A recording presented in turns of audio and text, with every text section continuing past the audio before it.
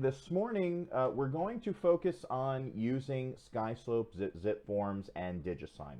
We've done this training a couple of times this year, but there are always new agents who join us, and there are always agents who are with us that maybe have not had a transaction yet and need to learn how to use Skyslope.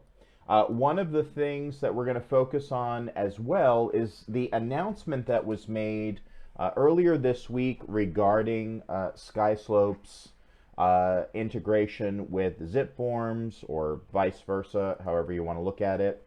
And I just want to start by saying I do not believe this is going to severely impact your work. So let's just start by saying that. It was a big announcement that was made by Lone Wolf, who has ownership of zip forms now, and you know, I think it was designed to instill panic. Great job. They did a great job doing so because everybody was really concerned about it. It truly is not going to have a severe negative impact on your day and in your work. I truly believe that as far as what you need to do each day. So with that in mind, I want to go through the process of using Skyslope. I want to go through the process of using zip forms to complete your paperwork. And I want to go through the process of using DigiSign, which is the e-signature program built into Skyslope to send out your paperwork for signature. Before I do that, I want to talk about a couple of things. Number one, I think it's important to remember that eXp does not have a system that you are required to use to complete your paperwork. There is no required system to do that. You can put that paperwork together however you want. You can do it electronically. You can handwrite it if you want to. It doesn't matter. Signatures can be wet signatures. By hand, signatures can also be electronically signed. There truly is no requirement by the company. And there's no requirement by the state either. The state does not say that you have to complete them in computerized form. You can do this all by hand if you want to. I will point out that it is much easier and more beneficial to all parties involved if you computer generate your forms.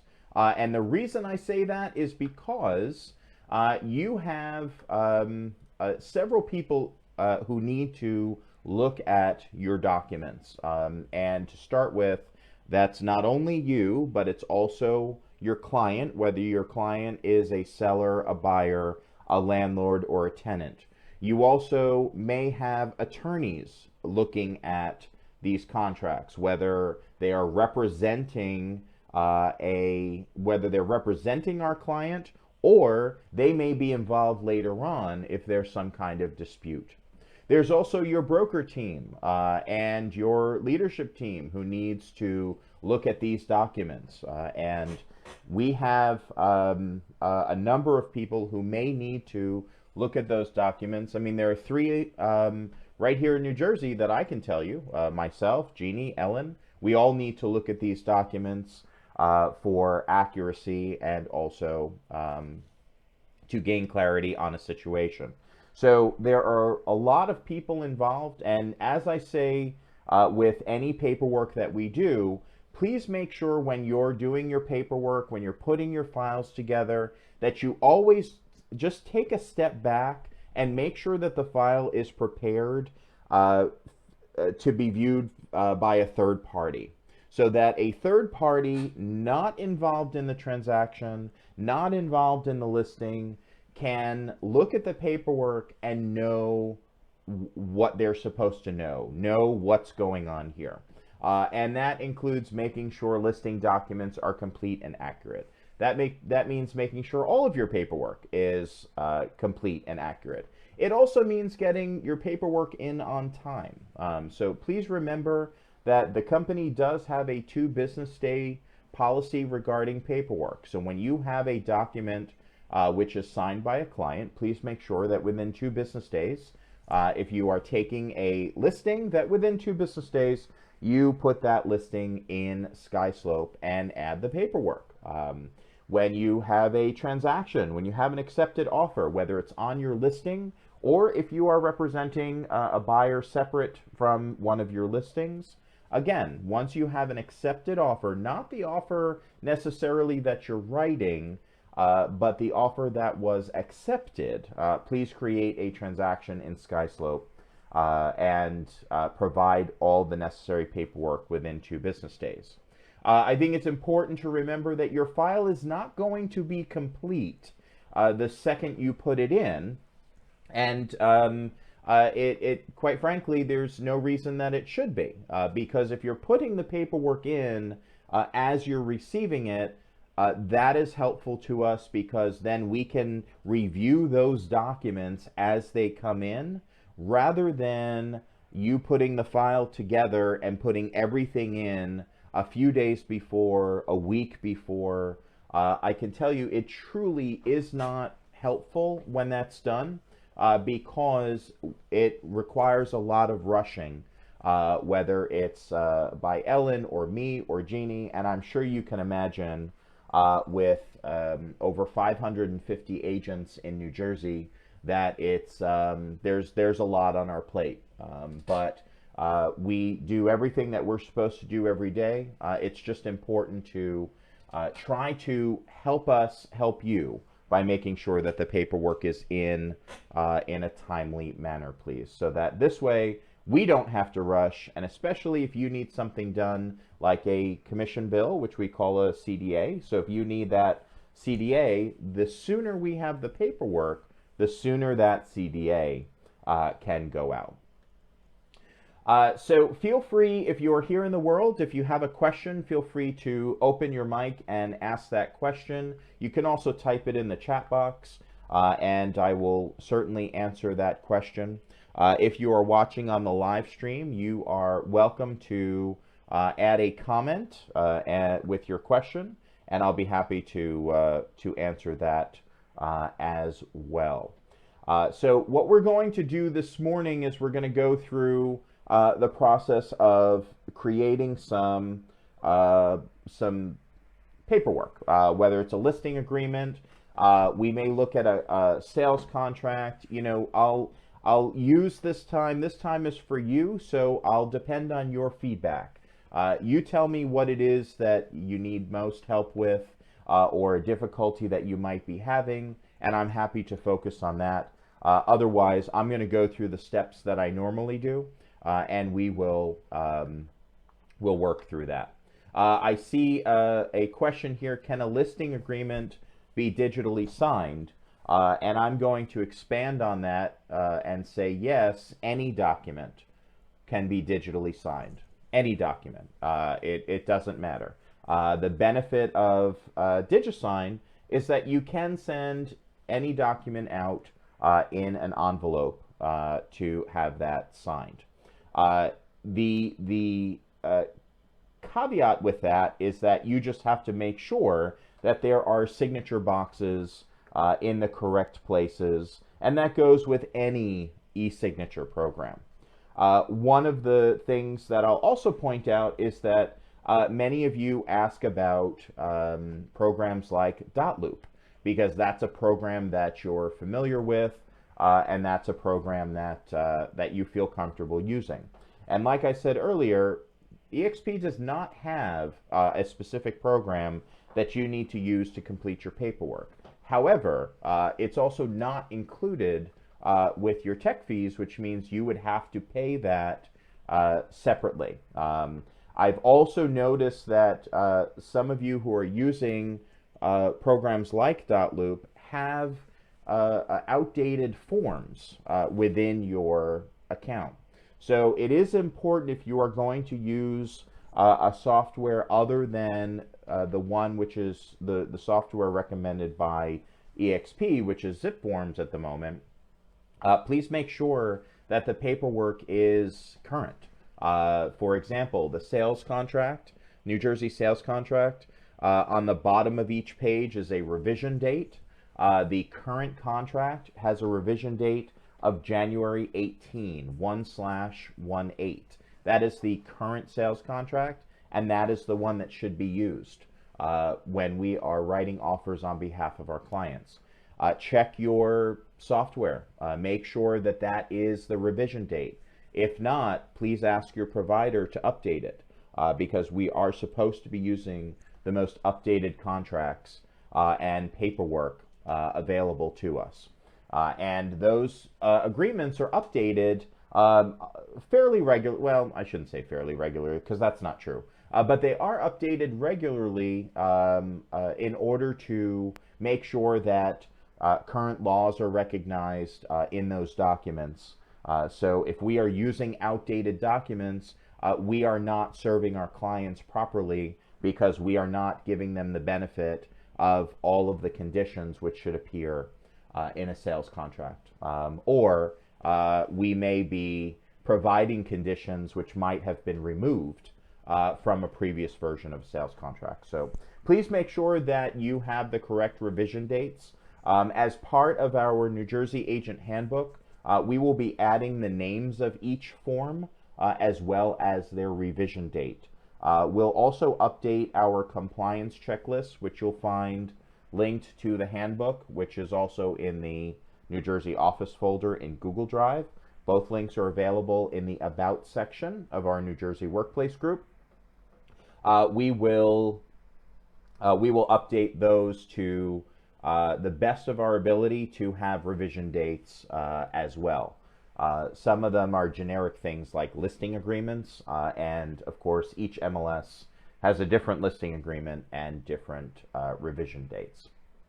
So I want to show you, first of all, what the integration looked like between Skyslope and ZipForms, and show you how that's going to be different, okay? And this is a very, very simple thing. So within the partnership between Skyslope and ZipForms was the ability to complete your documents within Skyslope. So you could actually use ZipForms in Skyslope, which was beneficial, but quite honestly is not the way most agents used that integration. The way most agents use that integration was for e-signature purposes. And what that allowed you to do, it allowed you to see all of your transactions or listing documentation, anything that you had from your ZipForms account would automatically appear in a list here in ZipForms.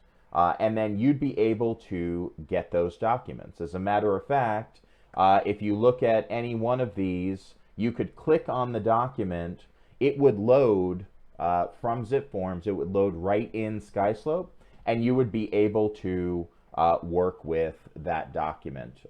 It takes a minute to load for me because I'm live streaming at the same time. But it would load this screen. You see it as blue at the moment, but it would load this screen and give you the ability to see the document and edit any information in here without having to go directly into ZipForms. The other thing it gave you the ability to do was, sorry, I'm gonna just close this. The other thing it gave you the ability to do was send documents, send documents to, so you can see how well the integration is working, to send documents to DigiSign right from this same screen. So I'm just gonna refresh this because it's not working. So it also gave you the ability to send documents directly to ZipForms, to DigiSign from ZipForms right from this screen. So you can select the documents that you want to send out for signature, and then click this DigiSign button, and it would start a new e-signature session. Okay, so there was an advantage to that, and it certainly was helpful in the way you work. However, it's really not going to impact you too severely anymore, because what you can do instead is simply take that documentation from ZipForms. It's an extra step, admittedly, but all you need to do is download that document and then upload or drag it into your e-signing session. Okay, so we'll do that as part of our process this morning. But I just wanted to cover what the difference was going to be with how you work with Skyslope, ZipForms, and DigiSign. So if you do not have a ZipForms account, ZipForm Plus account already, you should. They are free to all realtors. So you can create an account. Create an account simply by going to zipformplus.com. zipformplus.com, and if you don't already have an account, you can create one here through ZipForms, or as part of your Realtor membership, you should know that you have a login and password for your Realtor account. So when you go to nar.realtor, whatever username and password you use for that website, you could actually use here through a single sign-on, sort of like we do with eXp Passport. So you could use your NAR Realtor username, nar.realtor username and password to access ZipForms as well. I find it easier just to have a separate account with ZipForms, so I created an account and then you can sign in. One of the I don't think this is going to matter anymore, but one of the recommendations I used to give was for your username, for your login username for ZipForms, I always recommended that you use something simple, like your first and last name, or if it's too common, your first and last name plus some additional letters or numbers, right? So all of those, all of that to create a username rather than an email address, because what would happen is the integration between Skyslope and ZipForms used to cause an error when your username was an email address. So I always recommended using something more simple for your username. Now I don't think it's going to matter anymore, so if you don't have an account yet, please go to zipformplus.com and you can set up an account and create any username that you want. Within ZipForms, you have access to a number of realtor forms. Your libraries are going to vary based on the Realtor Association, the local realtor board that you belong to, as well as the MLSs, MLS or MLSs you belong to. My menu is going to be a little bit longer than most. But the one that everybody has, that everybody should focus on, is the New Jersey Association of Realtors. And the New Jersey Association of Realtors is going to give you all of your state-required documentation, like the Consumer Information Statement, for example, the Informed Consent to Dual Agency. You'll find a lead paint disclosure in here for listings. You'll find a seller's property disclosure in here for listings. You will find an exclusive buyer agency and tenant agency agreement in here. Not required, but one that is recommended for you to use. You'll find the sales contract in here, and you'll find all of the various addenda that may be needed for the sales contract. So ZipForms keeps those documents updated to the most recent. And you can see, I mentioned this before, the revision dates. You can see here, it says contract of sale, which is Form 118, whether or not you know that. It's really not important to know that. But the contract of sale, Form 118, and 118 next to that, that's the revision date. You can see that the consumer information statement was last updated in 2012. You can see that the, what else? There's, residential lease agreement. That's another one that you may need. Was last updated April 2017. So again, just please make sure you are always using the most updated documentation.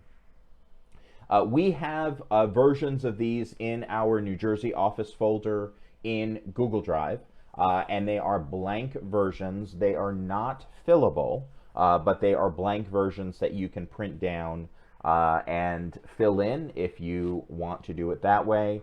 We always keep the most updated agreements in there, documentation in there. The purpose of zip forms is to give you a fairly easy way to fill in your documentation. You can do that by adding the documents one at a time. You can also do that by creating form templates. One of the questions you might ask is, well, why doesn't eXp provide us with form templates for our documentation?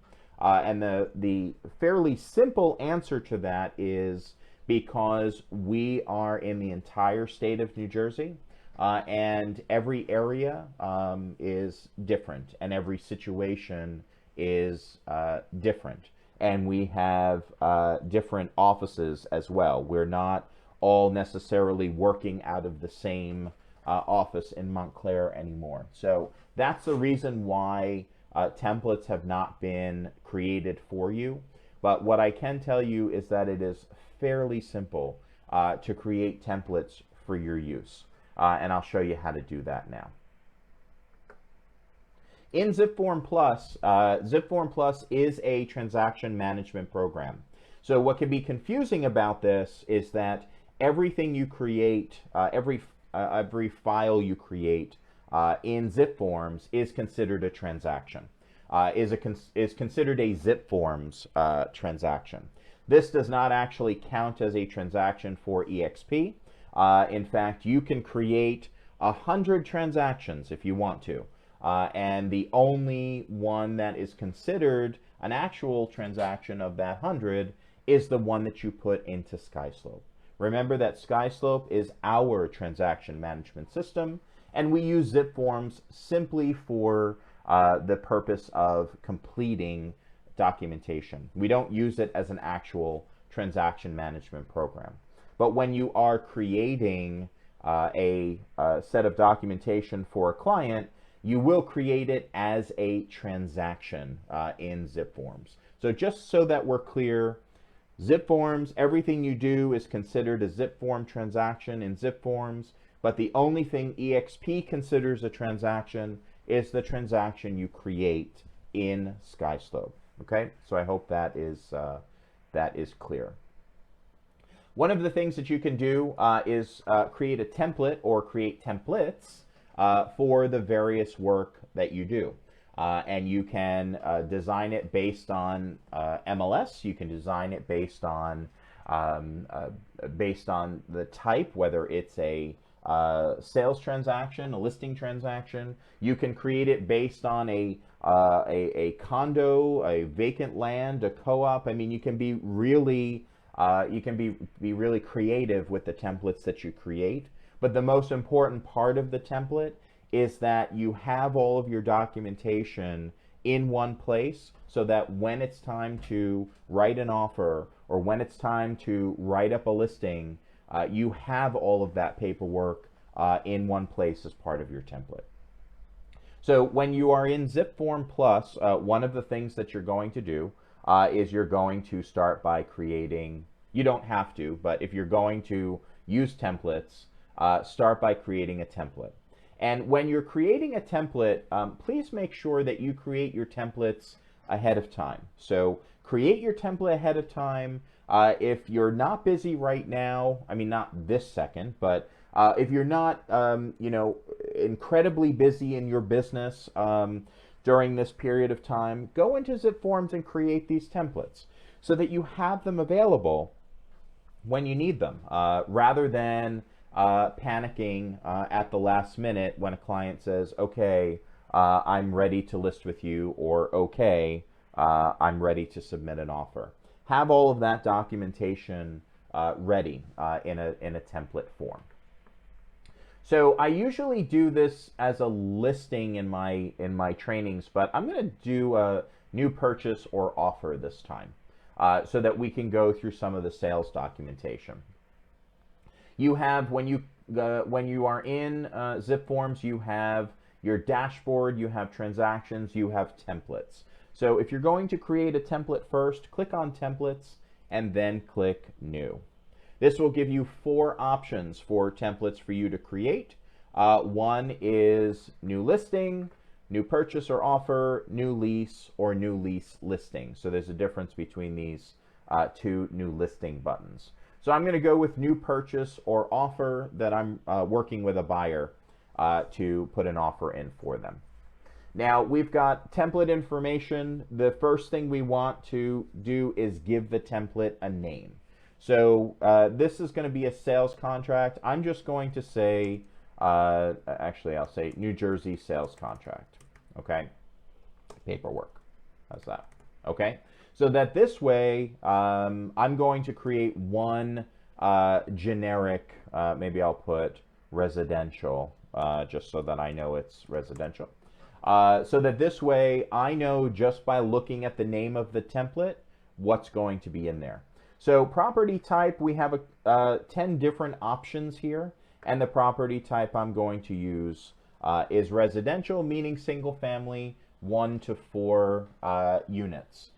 Keep in mind that our sales contract allows for single family, the purchase of single family 1 to 4 units, also for vacant land, residential vacant land.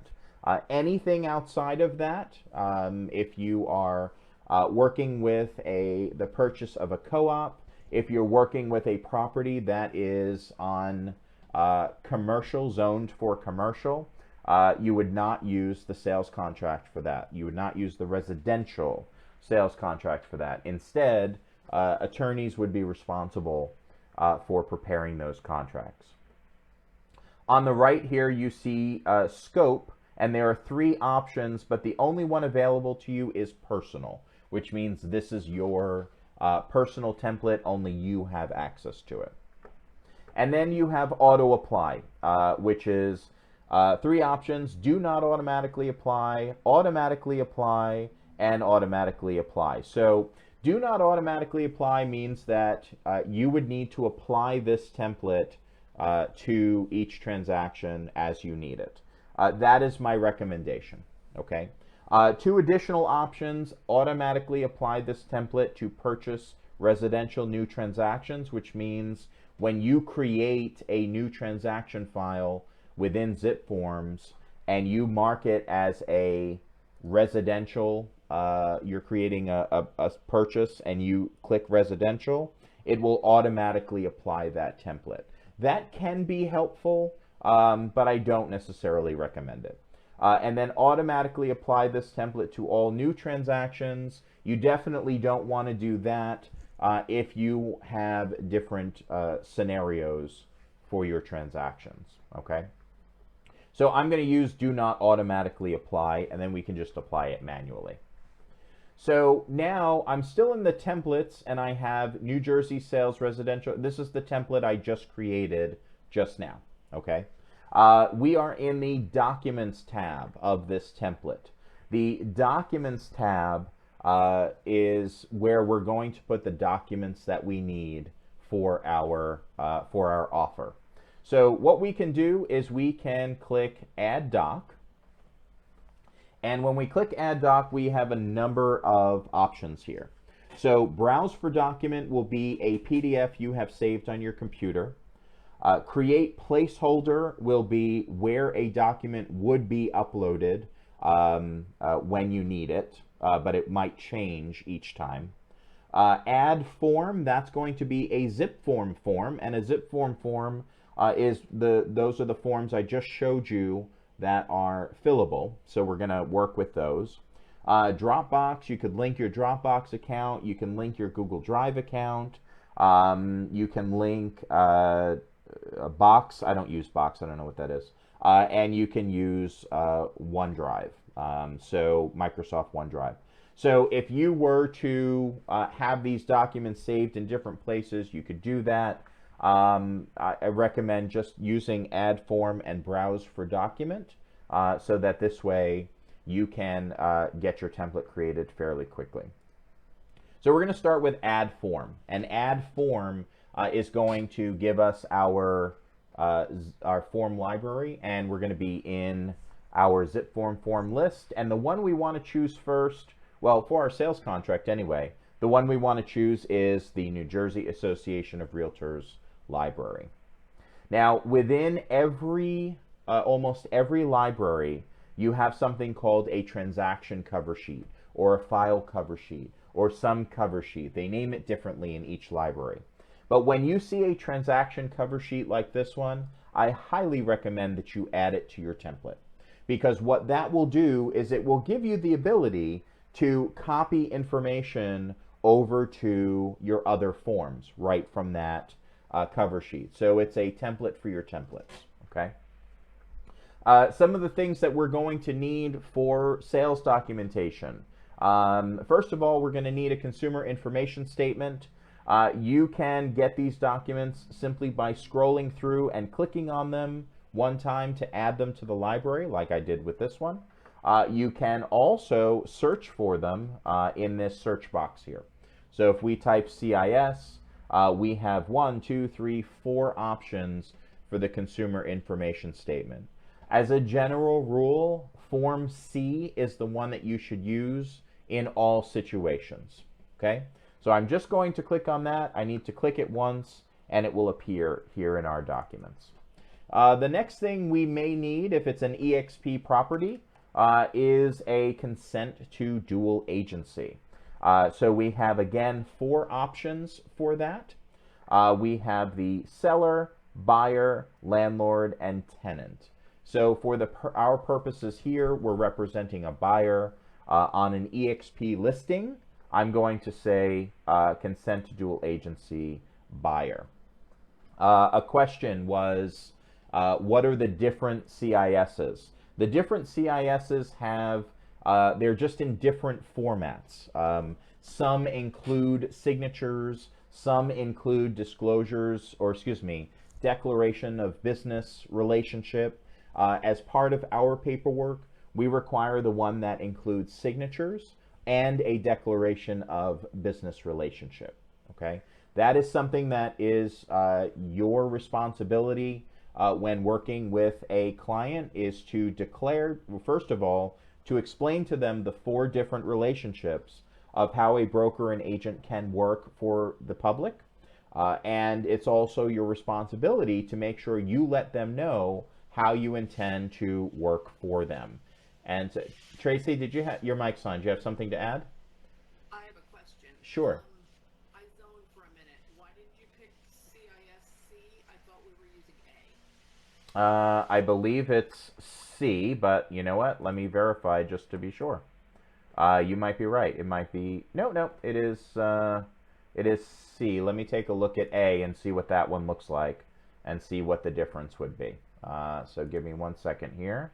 Let's go back to our forms and let's see what A looks like. Maybe it is A.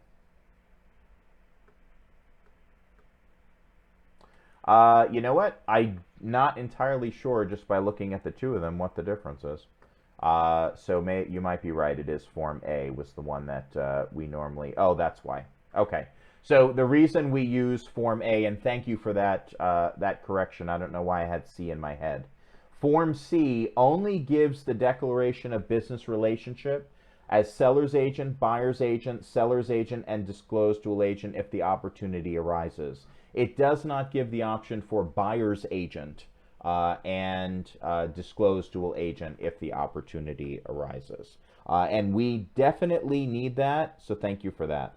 We definitely need that if we are going to show and represent a buyer in a dual agency transaction. So thank you for that. I have another comment on the CIS. Sure. You guys will notice, like, if you're doing a a listing or a sale and you're not representing the other side, when you go to fill out, not the template, but when you go to fill out an actual set of forms and you enter the other side's information into the, what's that called, the transaction cover sheet, it will autofill the other company's name onto the CIS, but it really just doesn't matter. And if you try to erase it from the CIS, it'll erase it from all the documents. So you just disregard it because no one's signing that section. Does that make sense to you, Jim? Yeah, absolutely, and I'll show an example of that as soon as we get to that point. So thanks for that. We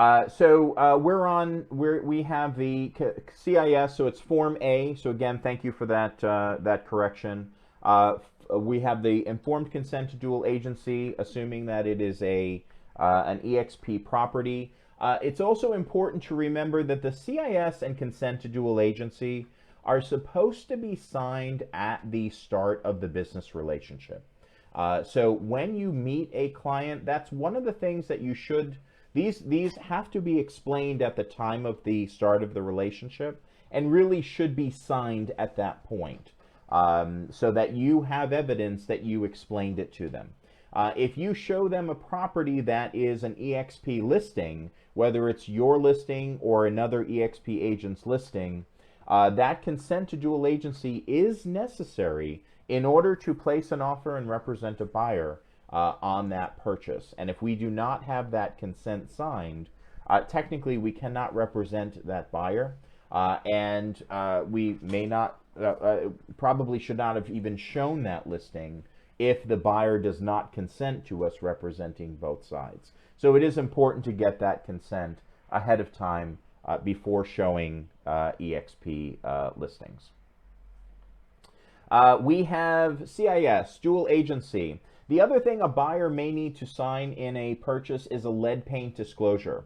A lead-based paint disclosure is an acknowledgement or disclosure from the seller as to their knowledge of lead paint in a property.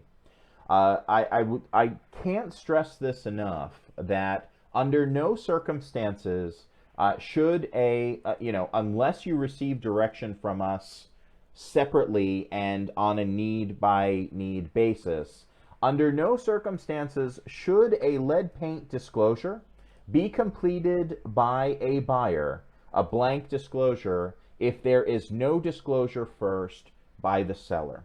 Okay? Every form is designed to work in a specific way. And I believe I covered this at last week's forms and contracts training, but I'm just going to mention it again. For any property that is built prior to 1978, so 1977 or sooner, a lead paint disclosure is required to be completed by the seller or landlord. And that should be done, if you are representing the seller or landlord, that should be done at the time of listing with all of the other listing paperwork. Okay? And it should be put on the MLS in the documents section of the MLS so that it is accessible by other buyers, buyer agents to show to their client. Very important that you do that. There are some MLSs, Hudson County MLS that I can think of, for example, that will fine you for not uploading that to the documents section of the MLS.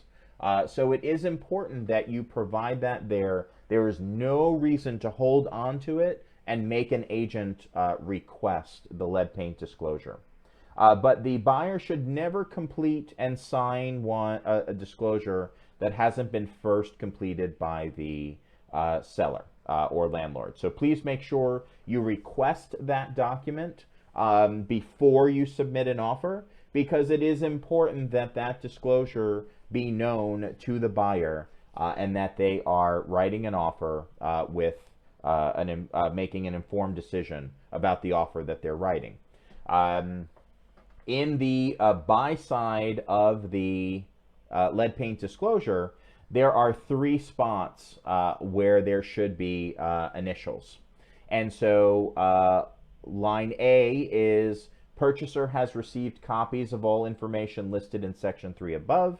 Purchaser has received the pamphlet Protect Your Family from Lead in Your Home and purchaser has received a 10-day opportunity or waived the opportunity to conduct a risk assessment or inspection for the presence of lead paint. If the buyer chooses to exercise their right, they have the ability at their expense to test the property for lead paint. And that's why that option is there in this disclosure. So received a 10-day opportunity.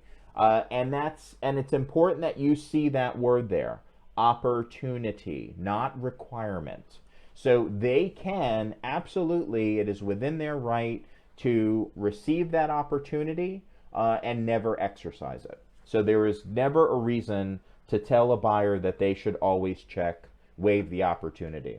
We should never ever tell a buyer, well, you know, this property was built, you know, it might have been built in 1975, but they've painted so many times that, you know, lead paint is there's probably no lead paint there. Well, you don't know that.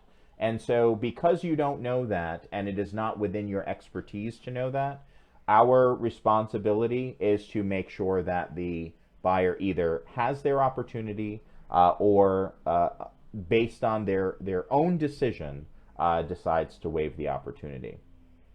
This line B received the pamphlet. Within our New Jersey office folder, you will find the lead paint pamphlet in a PDF form. So please make sure that that PDF is sent to the buyer so that if you're representing the buyer, make sure that that form, that PDF is sent to them. But you can send it by email, it's fine, just as long as we provide them with that pamphlet, and they should initial to the effect that they received it. And then this first one, line A, that purchaser has received copies of all information listed in section 3 above.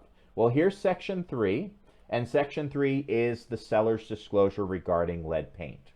If the seller indicates that they have no knowledge of lead paint and they have no records or reports pertaining to lead paint, there is absolutely no reason for our buyer to initial this line because they did not receive any records or reports. So if they did not receive any records or reports, it is absolutely not necessary for them to sign on or initial line A.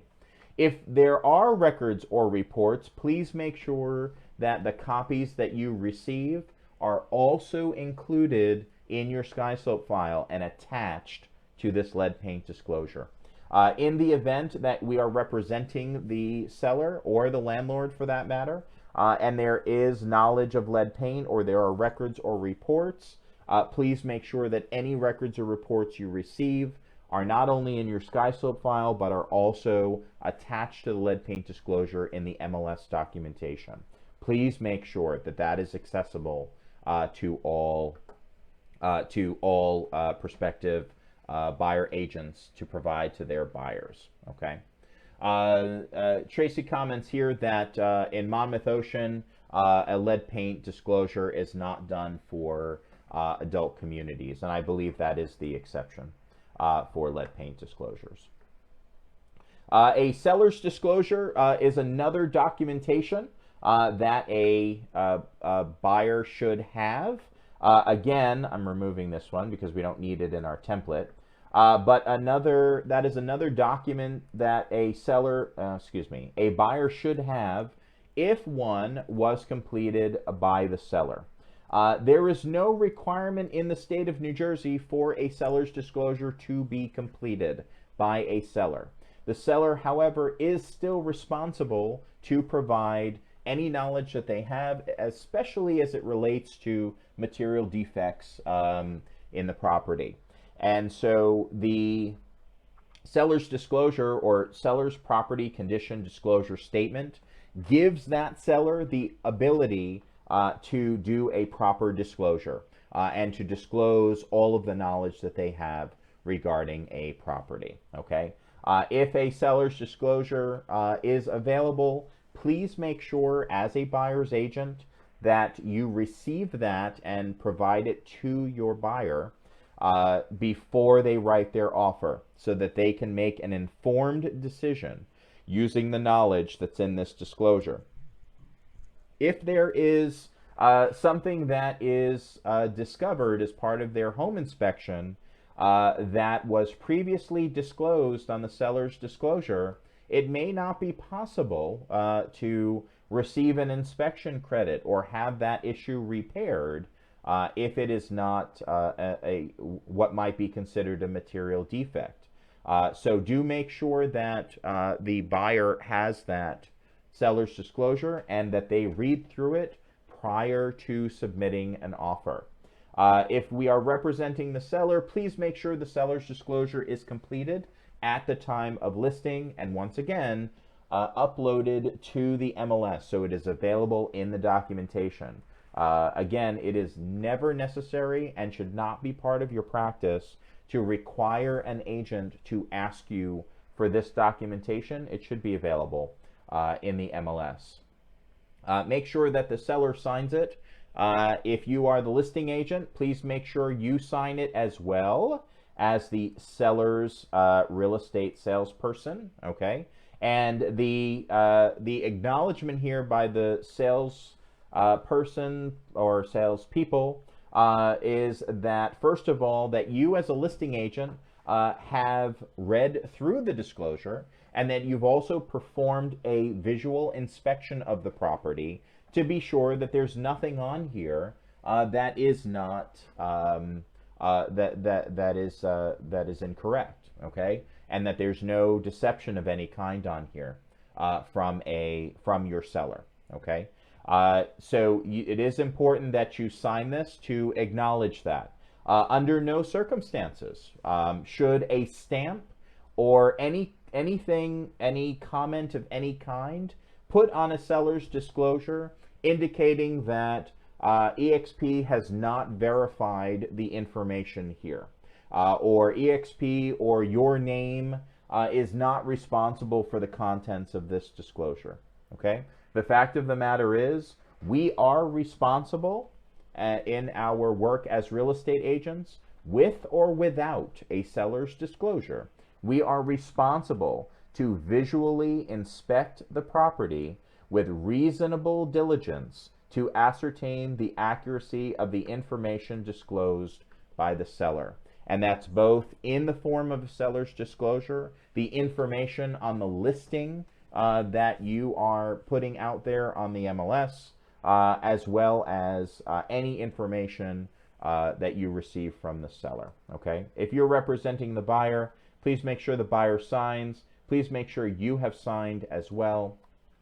And also make sure that this is signed and dated at the time of the listing if you are the listing agent, or at the time of the offer if you are the buyer's agent. It should, there are very few reasons why a seller's disclosure or lead paint disclosure should ever be signed after a sales contract.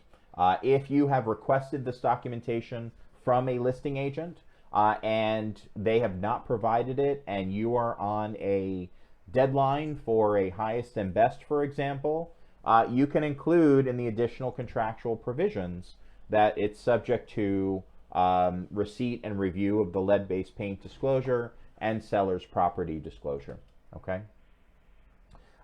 Any other questions so far? I just want to go through the process of putting paperwork together quickly. I'm just checking our live stream to see if there's anything there. Okay. So I'm going to take this out because we don't need this as part of our paperwork.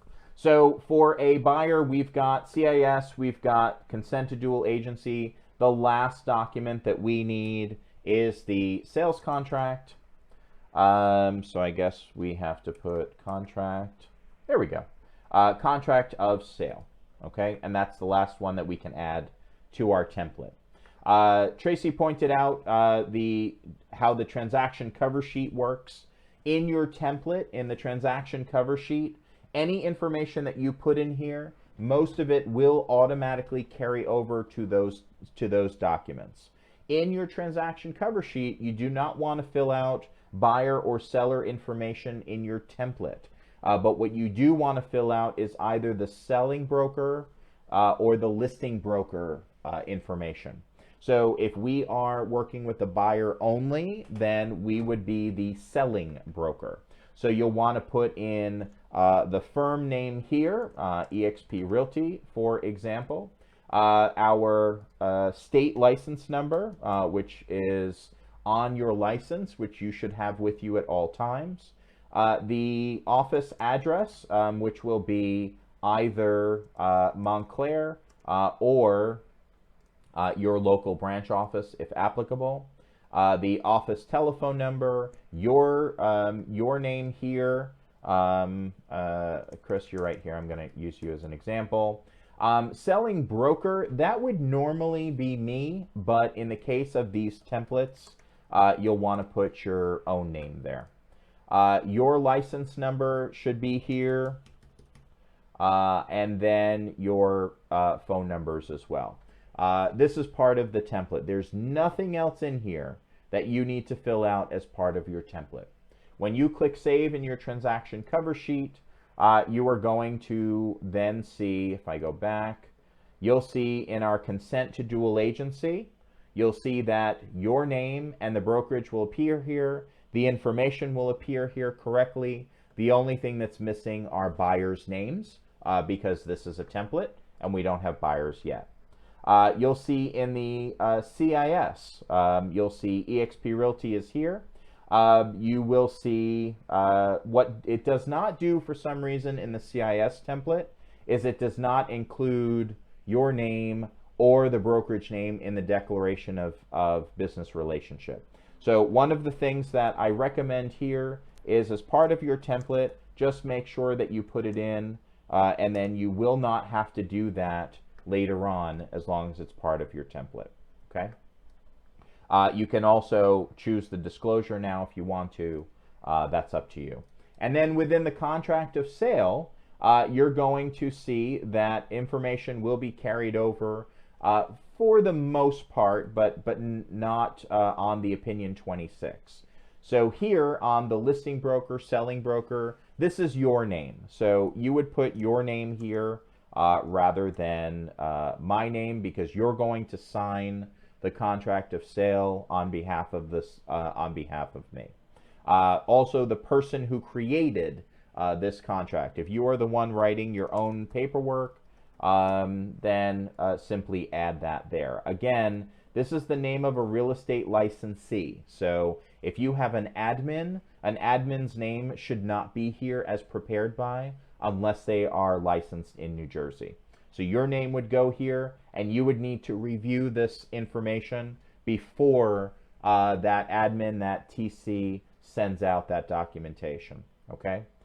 Within the sales contract, there's not going to be much filled in for very good reason, but you should find here on page 11 the declaration of business relationship page, which has the name of the listing firm and participating firm.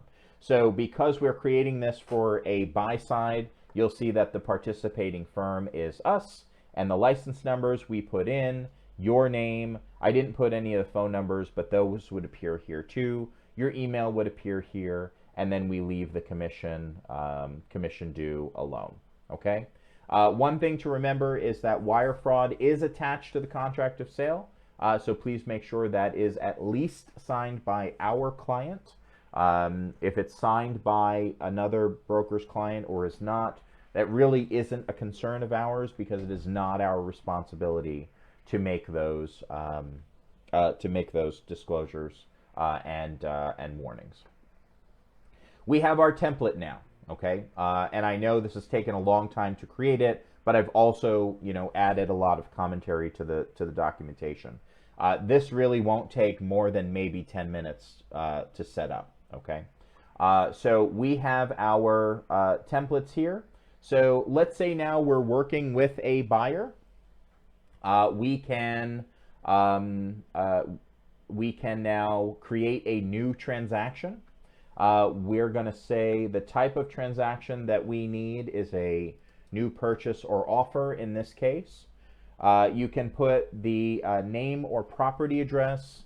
I recommend putting your buyer's last name and then the property they're putting an offer on. Okay, let's say West Orange.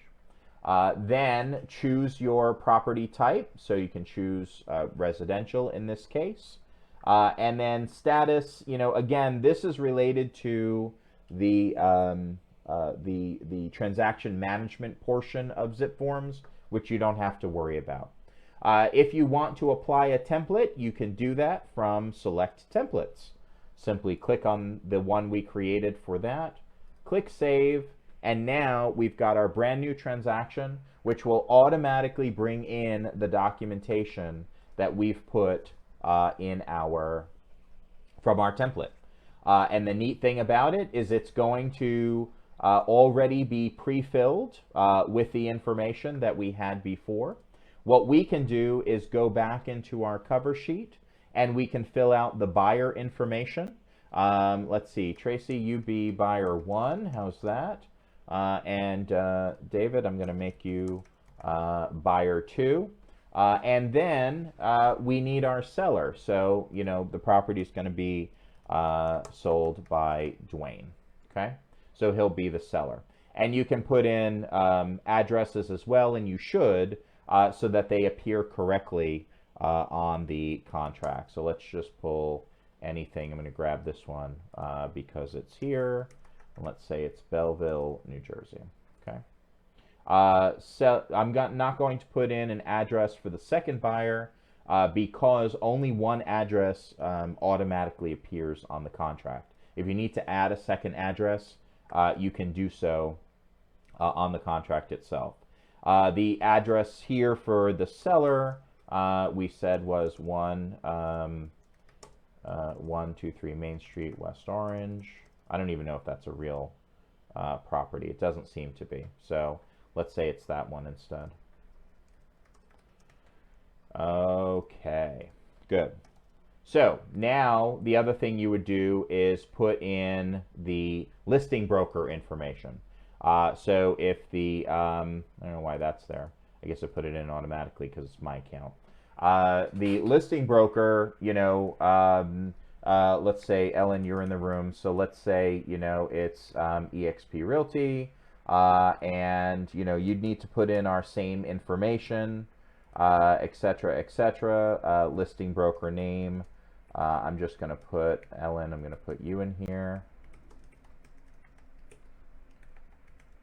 Of course, you would fill this out with as much detail as possible and as needed for the documents.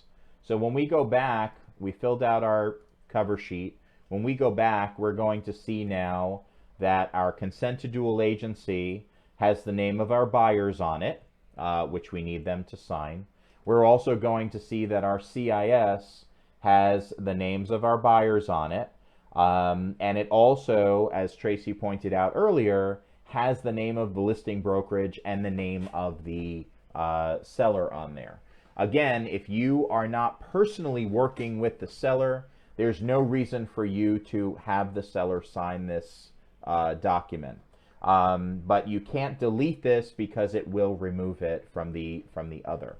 It is important, as I mentioned before, if you have these documents, the consent to dual agency and the CIS signed at the start of your business relationship, it does not need to be signed again when you are submitting an offer, and that seller information won't appear on that document. So that's one way to avoid that. On the listing broker address, would we use the Montclair address?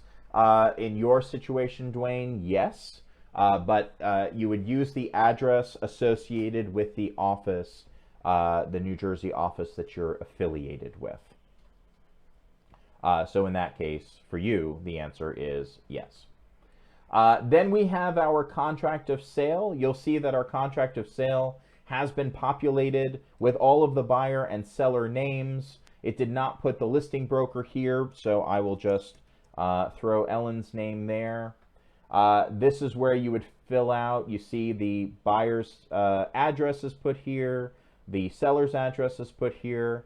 All of this other information can be completed from the cover sheet if you'd like to do that. I find it easier just to do it right on the contract itself.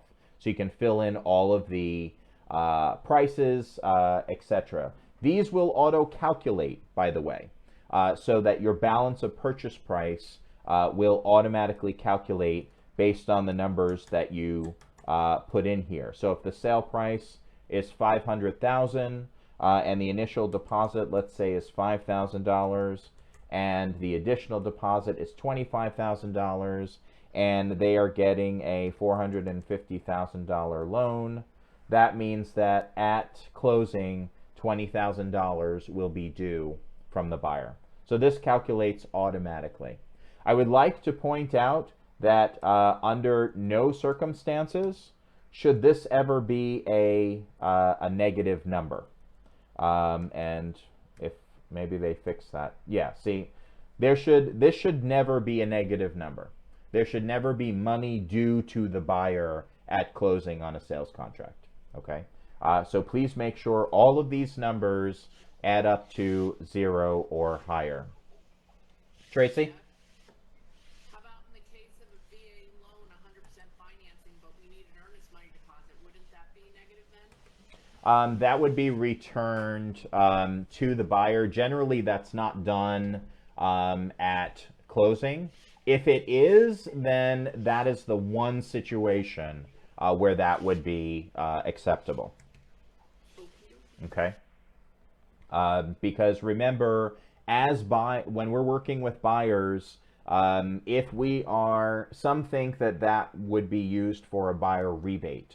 And although buyer rebates are permitted in New Jersey, there is a very specific process that has to be followed for a buyer rebate, and it has nothing to do with the balance of purchase price. So that would be one situation, the VA, where that there may be a return of or a negative balance. So thanks for that. Putting deposits in here, as you know and should know, there are no escrow deposits written and made payable to eXp Realty. So please make sure you never collect a check made payable to eXp Realty. Putting your additional information in here as far as additional deposit dates, where the escrow is going to be held, the type of loan that the buyer is taking, when the mortgage commitment is due. You can either use an actual calendar date or you can simply write it in. It takes a second to do it, but if it's turned green, then you can write in actual text rather than putting an actual date. Do keep in mind that there are certain things within the sales contract that are defaults. So you can see here, if left blank, then within 30 calendar days after the attorney review is completed, okay, as one example. So things that are left blank, make sure that they are in the best interest of the buyer when you're filling that out, and make sure that they are the terms that the buyer is agreeing to. I'm not going to fill out any of this, but do know anything that has a blue field should be filled out.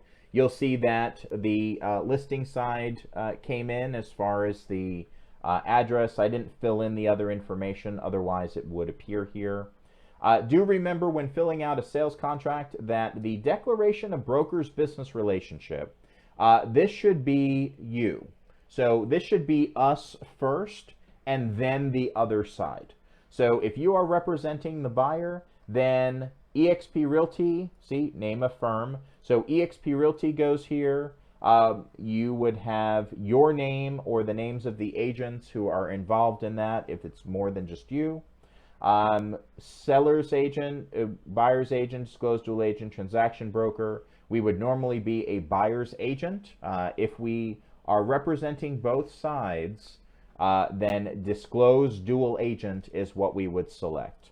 If you are not the agent, if you are not the eXp agent on the other side of an eXp listing, Two ways you can do this. Number one, you can put both licensee names here and mark it disclosed dual agent, or you can put the buyer agency name, buyer agent name here, disclosed dual agent, and then the seller.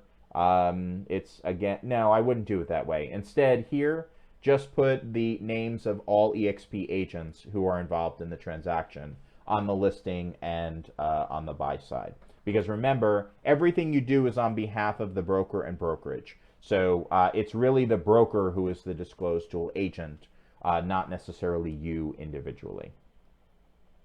If the buyer is a licensee, we often see this blank.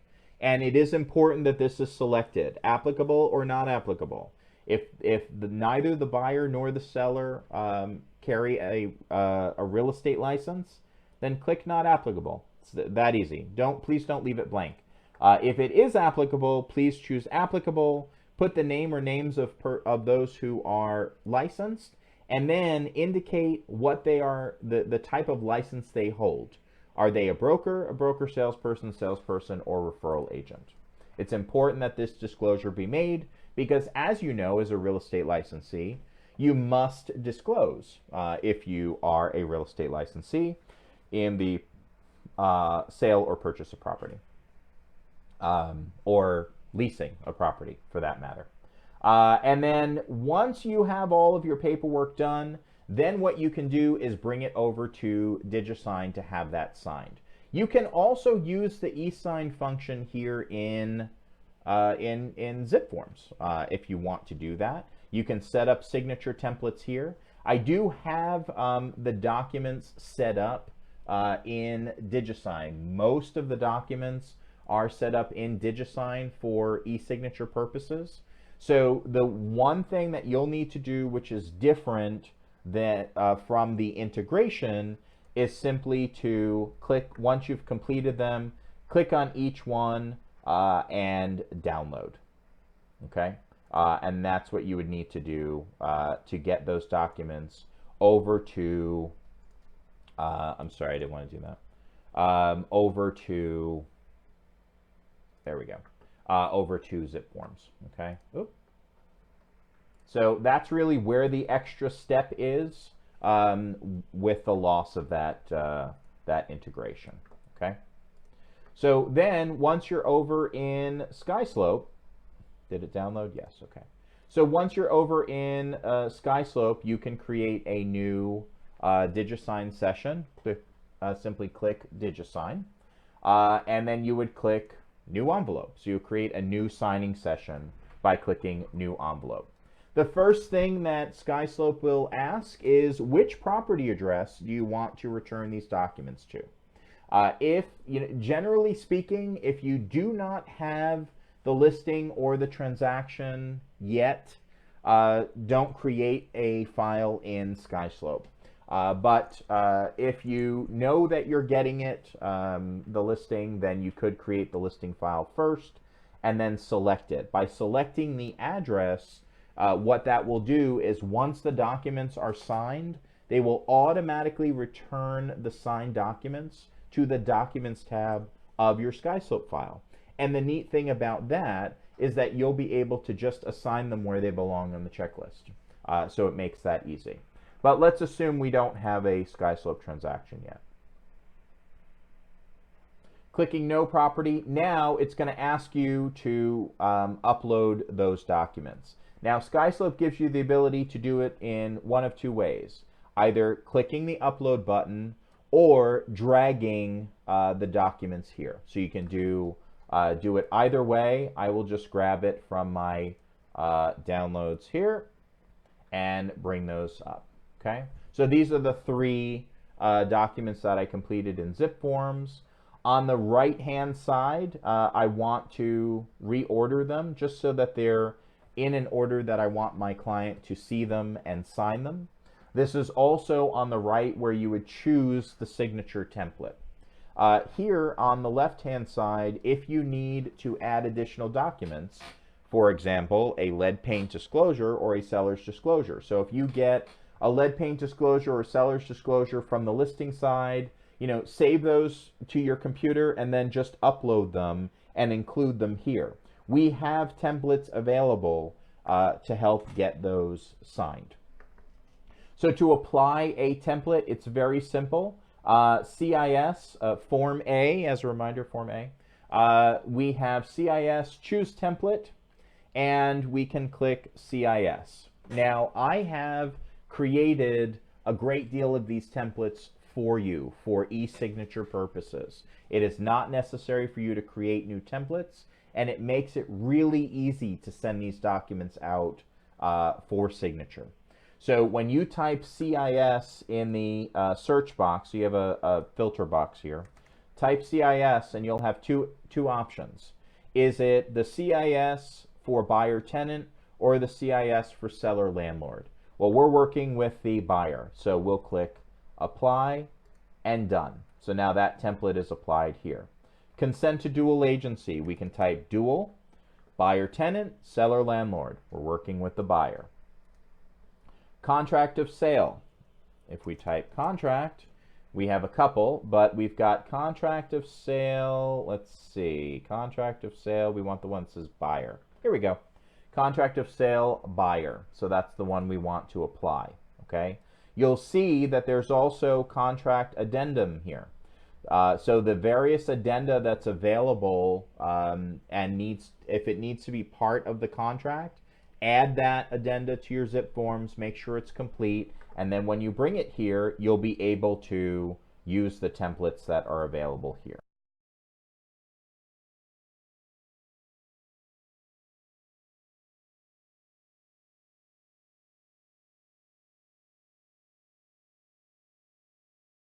Okay, so we have 3 documents and we have 3 templates. When I click next, you now have recipients and signing order. So these are all designed based on 4 signatures. So depending on the number of buyers you have, you may not need all 4. But when you're creating a DigiSign template, again, you don't need to do this because I've already done it for you. But if you do create a DigiSign template, it's helpful to include more than you need so that when the time comes that you do need that, it's a lot easier to have it there, and it's a lot easier to remove fields when you don't need them than add them when you do, okay? So in the case of this one, we've got me, so that's me, which would be you, that would need to sign. There's a spot where you'll need to sign, so you want to check that off there. Purchaser and tenant, if you remember that we have 2 buyers.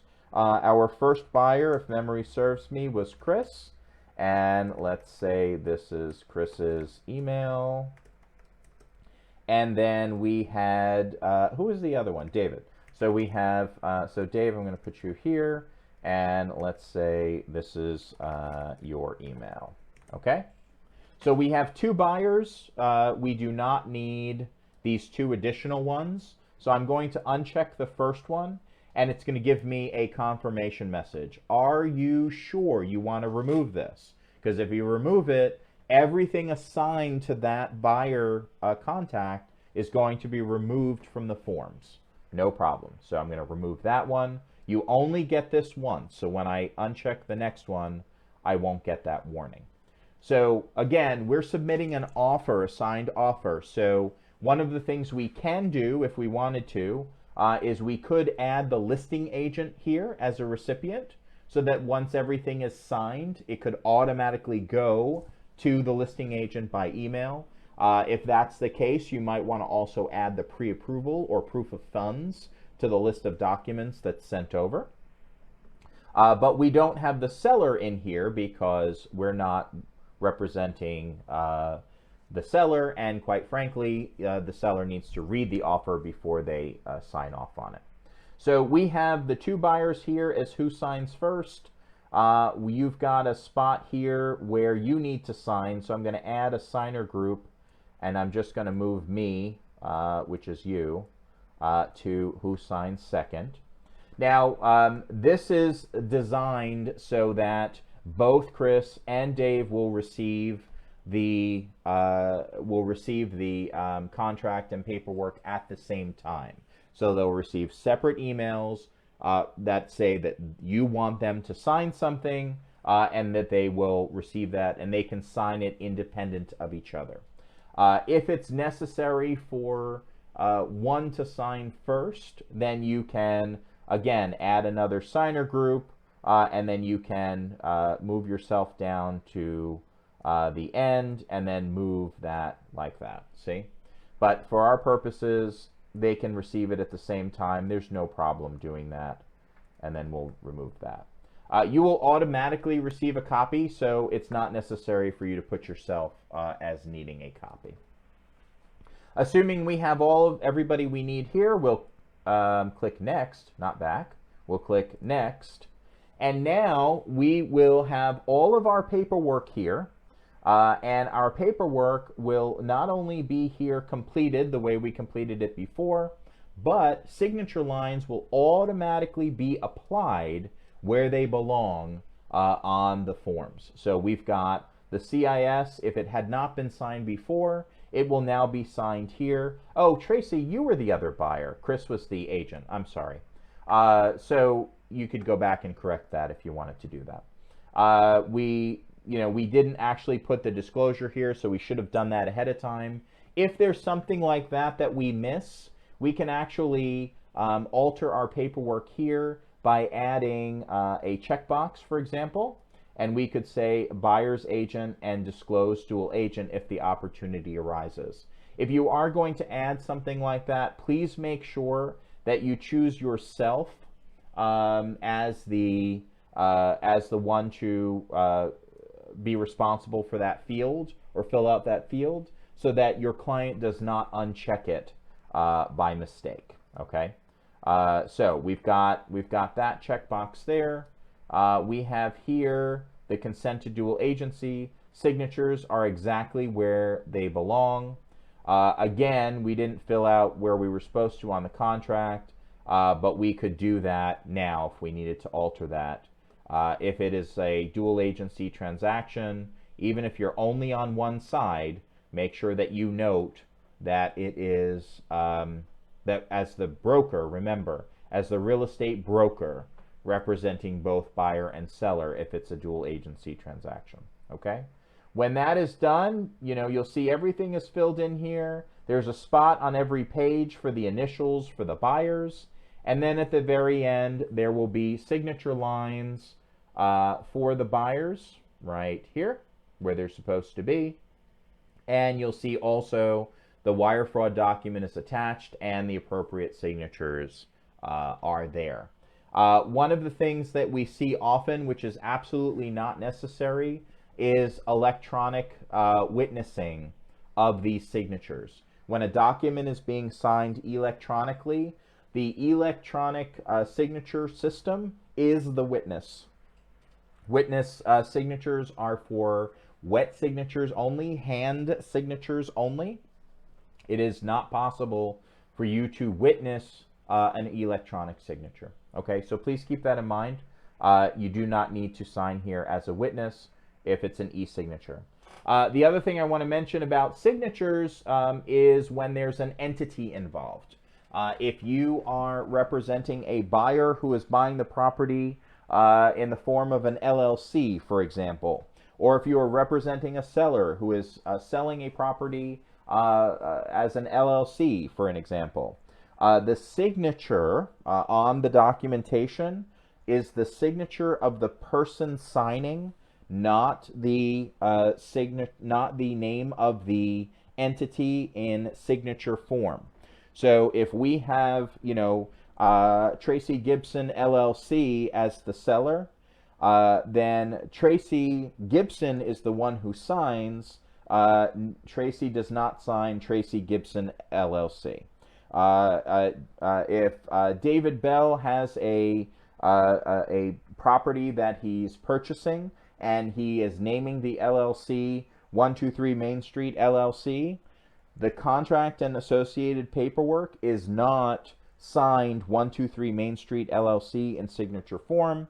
It is signed in the name of the person authorized to act on behalf of the LLC. So if that is David, then the signature is David Bell. And it can then say on behalf of whatever, whatever the entity name is. When you are done preparing the paperwork to send that out, then over here at the very top, you're going to find a send button. And so that send button is going to give you the ability to send out the paperwork. You just got to scroll back to the top. And right here, you've got send. So remember, before we do that, in DigiSign, you have the ability to add additional signatures, initials, date signed, date and time, a writable field, a read-only field, a full name, the full name of the person you assign it to, and a checkbox if needed. So all of that is available here if you do need to add anything, or if you're just going to send a one-off document. So if there's something you need to send out and there's no template available for that, and you just want to send it out quickly, you can create a new signing session. You don't need to apply a signature template, and you can just fill in the boxes here. When you're ready, you click send, and you will have two boxes here. One is a subject line, and one is the message. So subject line might be, you know, offer paperwork for, you know, 123 Main Street. And then the body of the message is the body of, basically the body of the email.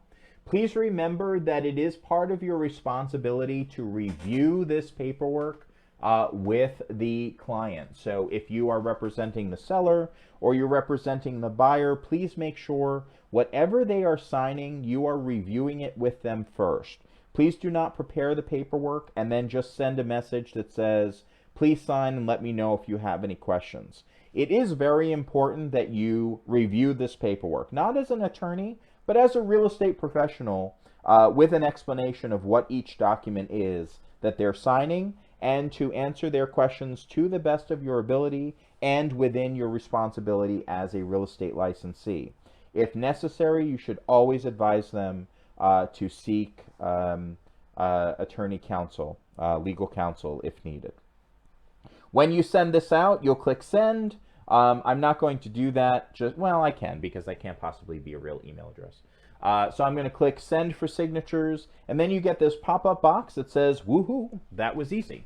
And so now an email went, two emails went, one to each of my buyers, and then here in the sent, you'll see the offer paperwork for 123 Main Street.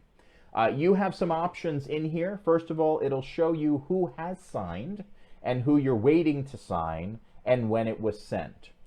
You also have options here to create a template out of what you just did. I do not recommend that because we already have the templates there. You also have the ability to edit or resend an envelope. So for example, let's say David got it, but Chris didn't, although this should have been Tracy. You can click resend, and it will resend that envelope to them. It can only do it in order, so you won't be able to send it to yourself or the next person to sign or the next group to sign until the first group has signed. You can correct the envelope if you need to by removing paperwork or adding paperwork using this correct envelope option. And then you can void, if you need to void the paperwork completely. It will no longer be available to anyone to sign. And then the history is going to show you who sent it out, you know, who's the holder of the envelope, and when it was created, when it was prepared, that the two emails were sent, okay, to the individual buyers. And according to this, it was delivered. I doubt that. And then it will also show you the signing certificate. So if you need a signing certificate, you'll be able to do that once everybody has signed. This is a certificate of authenticity or certificate of completion showing the verification of the signatures. Okay? Once that's done, then it will automatically, you'll receive an email that says all signed, and that will be the completed paperwork. You will also, your client will also receive a copy of that, Anyone who you've indicated should receive a copy will receive a copy of it, so no need to send additional emails. You'll also have the ability, by the way, once you have completed paperwork, it is not necessary to download that to your computer and upload it back to Skyslope. You have two ways to retrieve that paperwork. Number one, if you already created the Skyslope file and you chose that when you first created the e-signature session, it will automatically send those documents to the document tab of your Skyslope file. If not, and you chose no property, then when you go to working documents, in your personal docs, you will see it here in this list. And you'll be able to click on that document and then move it assign it to your Skyslope file once you create it. Again, it will put it in the Documents tab of that Skyslope file, and then you can assign or split it. You'll probably need to split the documents, so you can split and assign where they belong on your checklist. Okay? So we are hitting the 90-minute mark, which I somewhat anticipated. So I want to make sure before we end our time that we get all of your questions answered. I don't see any on our live stream, so I guess we're doing a fantastic job. Nobody has any questions. Thanks to all of you who asked questions here. Let me see, are there any other here? Do we need to add articles of incorporation in that scenario? It is not necessary per se to add articles of incorporation or the membership documents for an LLC, but they will be needed by the attorneys and or title company when it's time to close the transaction. So for your own sake and for the sake of everyone, it would be helpful to get a copy of those so that you know that the person authorized to purchase or sell property on behalf of an LLC or other entity is authorized to do so. Because if there are, let's say you, Dwayne, and Tracy are part of an LLC, but the articles say, I don't think they call them articles in an LLC, but the articles say that, you know, David, you're the one authorized as the managing member to list and sell property, but Tracy signs the documents instead. Technically, that's not valid because you are the managing member. You are the one who is supposed to be signing the documentation. Okay? So just like we check tax records to make sure that we have all of the signers for a listing agreement and sales contract, we should do the same when we have an LLC. Have that proof. I mean, there's no harm in asking for it to make sure that you have a clean transaction. There's nothing worse than going through a transaction to find out that you're missing a seller, you're missing a buyer, the person who signed on behalf of the LLC was not authorized to do so, and the person who does not want to list or sell. So always double check. So it's good advice to do that, although it's not a requirement as part of our paperwork. Okay. Okay, so we are done. Unless there are other questions, we're done. Thank you so much for being here for this.